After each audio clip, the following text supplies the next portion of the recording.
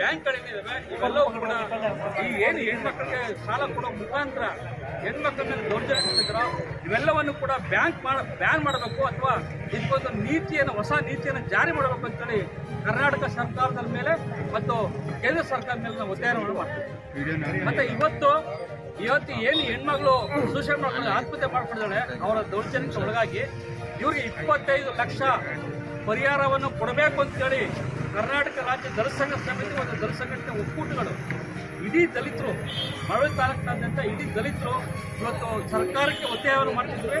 ಮತ್ತೆ ನಮ್ಮ ಏನು ಧರ್ಮಸ್ಥಳ ಸಂಘ ಇದೆಯೋ ಆ ಸಂಘದವರು ಈ ಪರಿಹಾರವನ್ನು ಕಟ್ಕೊಡ್ಬೇಕು ಅಂತೇಳಿ ಮಳವಳ್ಳಿ ತಾಲೂಕಿನಿಂದ ಎಲ್ಲ ದಲಿತ ಸಂಘಟನೆಯ ಮುಖಂಡರು ಕೂಡ ಒತ್ತಾಯ ಮಾಡ್ತಾರೆ. ಇಡೀ ಕುಟುಂಬ ಇವತ್ತು ನಾಶ ಆಗ್ತಾ ಇದೆ. ಈ ಕುಟುಂಬಕ್ಕೆ 25 ಲಕ್ಷ ಪರಿಹಾರ ಕೊಡುವ ತನಕ ನಮ್ಮ ಹೋರಾಟ ಯಾವುದೇ ಕಾರಣಕ್ಕೂ ನಿಲ್ಲೋದಿಲ್ಲ, ಮುಂದುವರಿತದೆ. ಯಾವುದೇ ಕಾರಣಕ್ಕೂ 25 ಲಕ್ಷ ಈ ಕುಟುಂಬಕ್ಕೆ ಪರಿಹಾರ ಕೊಡುವ ತನಕ ಈ ಬಾಡಿಯನ್ನು ಕೂಡ ಬಾಡಿ ಕೂಡ ತಗೊಂಡೋಗಿ ಮನೆಗೆ ಸಂಸ್ಕಾರ ಮಾಡಲ್ಲ, ನಾವು ಶವ ಸಂಸ್ಕಾರ ಮಾಡಲ್ಲ. ಈ ಯಾವ ಧರ್ಮಸ್ಥಳದ ಸಂಘದವ್ರು ಯಾರಿದ್ದಾರೆ ಅವ್ರು ಬರಬೇಕು, ಅವ್ರ ಪರಿಹಾರ ಘೋಷಣೆ ಮಾಡಬೇಕು, ಆ ಕುಟುಂಬಕ್ಕೆ ಚೆಕ್ ಮುಖಾಂತರ ಪರಿಹಾರವನ್ನು ಕೊಡಬೇಕು. ಅಲ್ಲಿಯ ತನಕ ಇದೇ ಕಚೇರಿ ಮುಂದೆ ಬಾಡಿಯನ್ನು ಇಟ್ಕೊಂಡು ನಾವು ಹೋರಾಟವನ್ನು ಮುಂದುವರಿಸ್ತೇವೆ.